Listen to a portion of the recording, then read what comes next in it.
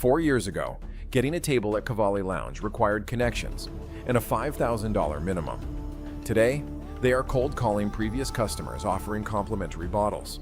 The same venues that once turned away celebrities now send desperate promotional emails. Foot traffic in Dubai Marina's entertainment district dropped 45% during peak season. The city that redefined Middle Eastern nightlife is watching its crown jewel industry crumble in real time. This is the untold story of Dubai's party apocalypse. But before we start, hit subscribe if you've ever wondered what happens when the party finally ends. The truth might shock you. This isn't just another post-pandemic recovery lag or seasonal dip in tourism.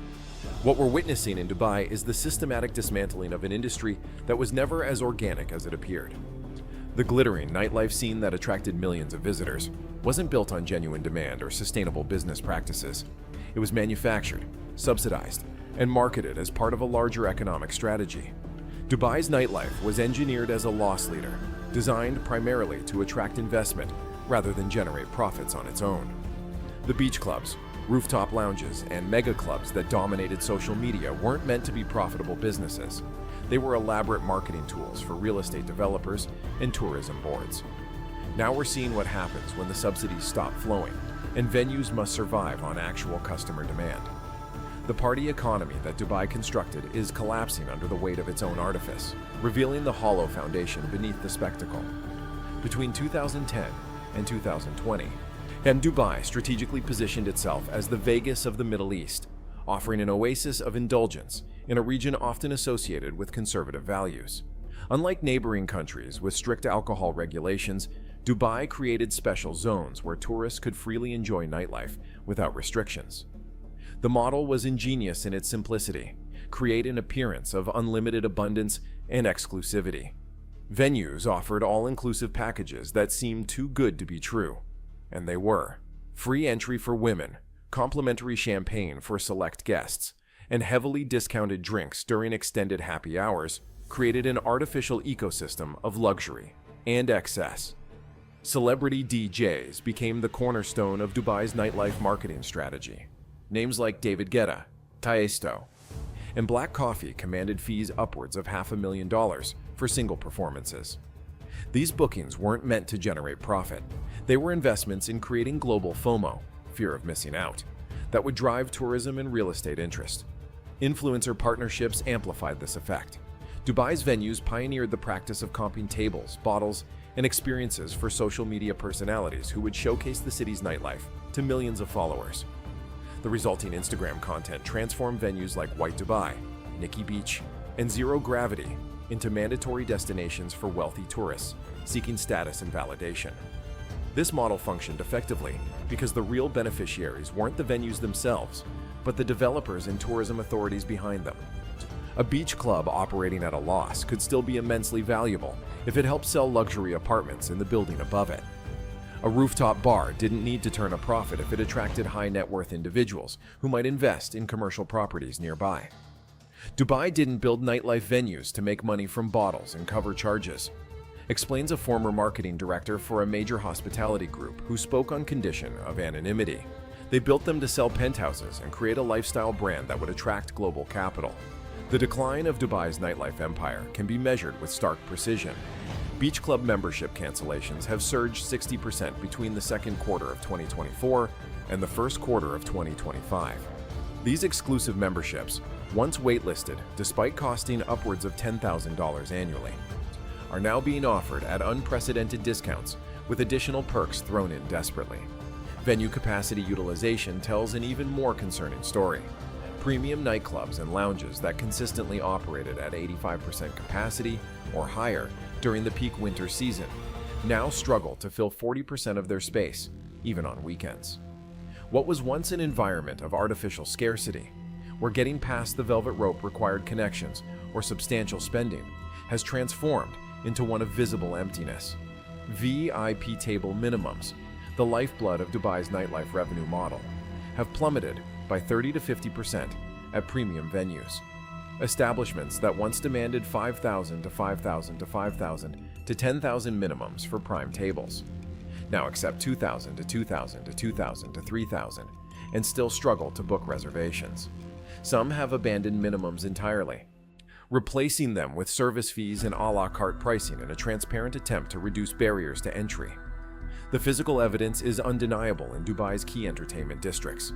Foot traffic in Dubai International Financial Center, DIFC, and Jumeirah Beach Residence, JBR, has dropped by 45% during traditional peak hours between 10 p.m. and 2 a.m. Areas once packed with visitors now feature noticeably sparse crowds with parking spaces, previously impossible to find, now readily available. Perhaps most telling is the collapse of entertainment budgets. Celebrity DJ booking fees have dropped from $500,000 to $500,000 to $500,000 to $200,000 as venues/entertainment expenditures. Many international performers who once made Dubai a regular stop on their touring schedule now bypass the city entirely, while focusing instead on emerging markets in Saudi Arabia or established circuits in Europe. In 2022, we had to book DJs 6 months in advance and pay whatever they asked, says a booking agent who works with several major Dubai venues. Now we're receiving unsolicited offers from the same artists at drastically reduced rates. And sometimes we still have to decline because the audience numbers don't justify the expense. The collapse isn't limited to one aspect of Dubai's nightlife. It's a comprehensive breakdown of an entire ecosystem that was precariously balanced on artificial economics. Major clubs that once operated 7 nights a week have reduced their schedules to weekends only. Multi-level venues have permanently closed entire floors, concentrating their remaining customers in smaller spaces to maintain the illusion of demand. Staff cuts have become commonplace, with venues operating with skeleton crews even during peak hours. "We used to have 15 bartenders on a Thursday night," explains a bar manager at a prominent Dubai marina venue. "Now we run with 5, and they still spend half the night standing around waiting for customers." Operational hours have contracted dramatically. Clubs that once stayed open until 4 a.m. now close at 1 a.m. due to insufficient patronage. Extended hours licenses, which venues previously paid premium fees to obtain, are being surrendered voluntarily as the cost outweighs the potential revenue from late-night operations. The customer demographics that sustain Dubai's nightlife boom are rapidly changing. Wealthy expatriates, particularly from Europe and North America, are leaving Dubai in significant numbers due to increasing costs of living, changing work patterns, and regional geopolitical concerns. These departures have created a substantial void in the premium nightlife market. Simultaneously, tourists are increasingly choosing alternative destinations for their luxury vacations. Emerging markets like Saudi Arabia are investing heavily in entertainment infrastructure, while established destinations like Greece and Croatia offer similar experiences at lower price points without the long-haul flight. Perhaps most critically, Dubai's local population, both Emirati citizens and long-term residents, have been effectively priced out of the premium nightlife market for years. Venues that catered exclusively to tourists and ultra-wealthy expatriates now find themselves without a core local audience to fall back on during downturns. "We built an industry for people who don't live here," admits a nightlife consultant who has worked with several Dubai venues. "When those people stopped coming, we discovered we had no connection to the actual community around us." The influencer-driven marketing strategy that propelled Dubai's nightlife to global prominence has deteriorated into a transparently transactional system that generates diminishing returns.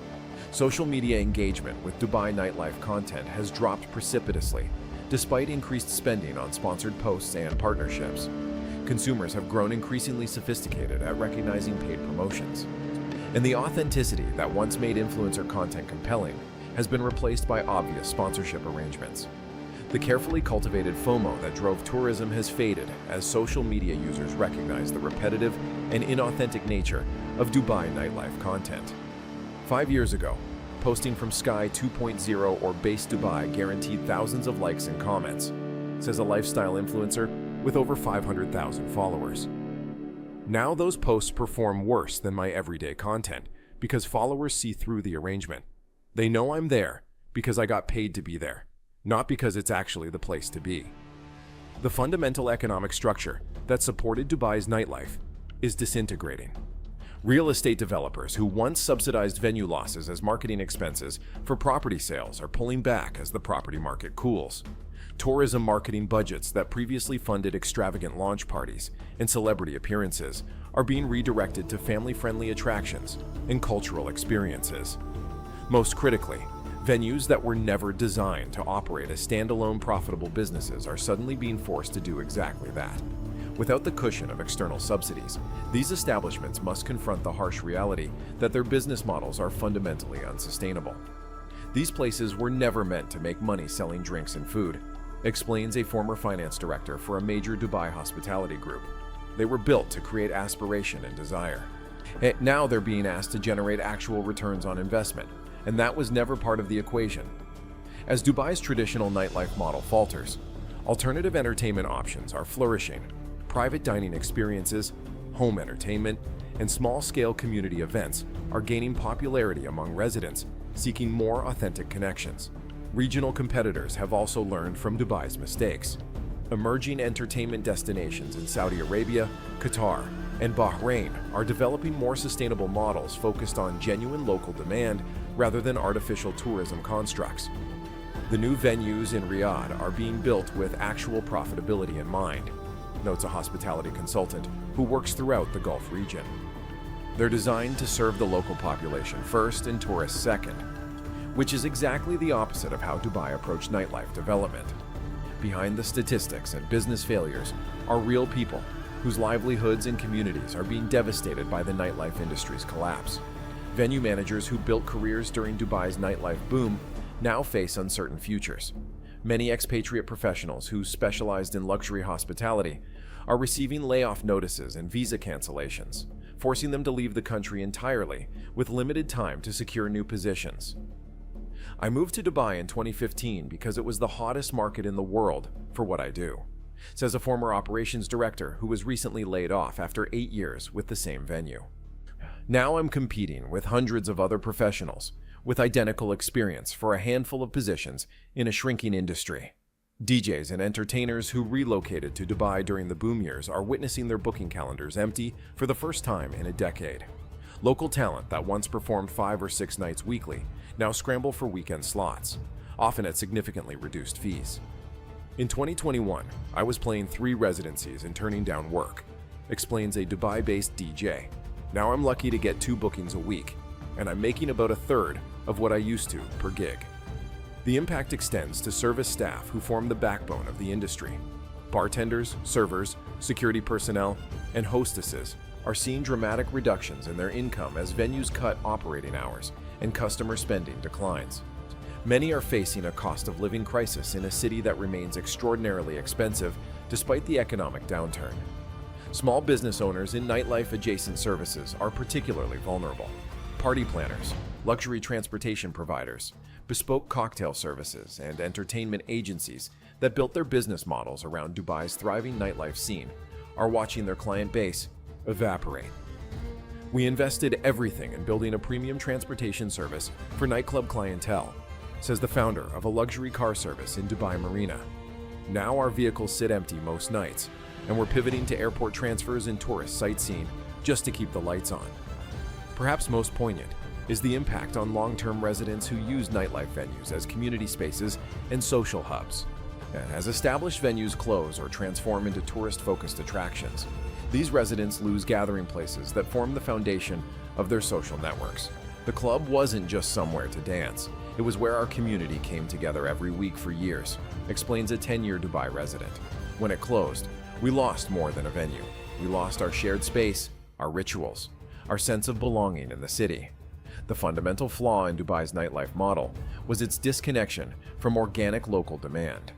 The entire ecosystem was constructed to serve external audiences, tourists, potential investors, property buyers, rather than the actual residents of the city. This approach guaranteed that the industry would remain perpetually dependent on artificial support mechanisms. Dubai's venues operated as loss leaders within larger economic strategies. Nightclubs, beach clubs, and luxury restaurants were subsidized by real estate developers who used them as lifestyle marketing to drive property sales. A penthouse might sell for millions of dollars, partly because the building housed an exclusive rooftop bar, even if that bar itself never turned a profit. This model required a constant influx of new wealthy tourists and expatriates to replace those who inevitably left. Dubai's nightlife was predicated on continuous growth in high net worth visitors and residents, a demographic that fluctuates dramatically with global economic conditions and regional stability. The operating costs for Dubai venues made profitability nearly impossible without external subsidies.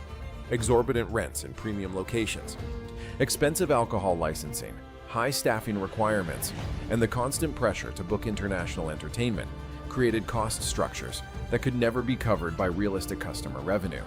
When you calculate the actual cost of running a venue in Dubai, the rent, the licenses, the staff, the entertainment, and then look at realistic revenue projections based on capacities and average spends, the math simply doesn't work, explains an industry financial analyst. These places were never designed to stand on their own financially. Most critically, the industry became completely dependent on external subsidies that were always intended to be temporary. Real estate marketing budgets, tourism development initiatives, and brand activation funds were never permanent fixtures. They were strategic investments with defined timelines and expected returns. Dubai built a party ecosystem on the assumption that someone else would always pay for the party, notes a former tourism board executive. When those subsidies started to disappear, the true economics became impossible to ignore. The next 18 to 24 months will bring dramatic changes to Dubai's entertainment landscape. Industry experts predict that 30 to 40% of current nightlife venues will close permanently within the next year and a half, with most closures concentrated among mid-tier establishments that lack both exclusivity and value positioning. Surviving venues will be forced to fundamentally restructure their business models. The transition from being marketing tools to functioning as actual profitable entertainment businesses will require painful adjustments to staffing, pricing, and operational strategies. The venues that survive will be the ones that recognize they're in the business of selling drinks and experiences, not selling real estate or destination marketing, predicts a hospitality consultant specializing in venue turnarounds. That means right-sizing operations, focusing on repeat local business, and abandoning the artificial excess that defined the boom years. Market repositioning is inevitable as Dubai nightlife recalibrates to serve actual residents rather than Instagram tourism. This shift will likely produce more authentic experiences focused on community building, consistent programming, and sustainable pricing models that encourage regular patronage rather than one-time splurges. Regulatory changes may accelerate this transformation. As tourism priorities shift, Dubai authorities might revise alcohol licensing procedures, entertainment regulations, and operating requirements to better support venues serving the local population, rather than exclusively targeting tourists. Regional competition will intensify as other Gulf cities learn from Dubai's mistakes. Saudi Arabia, in particular, is developing a nightlife industry based on more sustainable principles, focusing on building genuine local demand before expanding to international audiences. The future of nightlife in the Gulf isn't going to look like Dubai circa 2019, observes a regional entertainment developer. It's going to be more authentic, more community-focused, and built on actual profit and loss realities, rather than marketing fantasies. Dubai's nightlife collapse offers valuable lessons about the dangers of building industries on artificial economics rather than organic demand. The spectacular rise and fall of the city's party scene demonstrates how even the most glamorous facade cannot indefinitely mask an unsustainable foundation. For consumers and travelers, the Dubai story illustrates how perceived scarcity and exclusivity can be manufactured through marketing rather than reflecting genuine popularity. The social media illusion of Dubai nightlife often bore little resemblance to economic reality. For investors and developers, Dubai's experience highlights the risks of confusing marketing expenses with viable business models. Venues that function primarily as brand activations or property marketing tools should never be evaluated using standard hospitality metrics. For government tourism authorities, the collapse underscores the importance of building entertainment ecosystems that serve local communities first and visitors second. Sustainable nightlife scenes emerge organically from local culture rather than being imposed through top-down planning. Perhaps most importantly, Dubai's party apocalypse reveals the inevitable outcome when industries prioritize appearance over substance. The nightlife scene was built to look successful rather than to be successful, and that distinction ultimately proved fatal.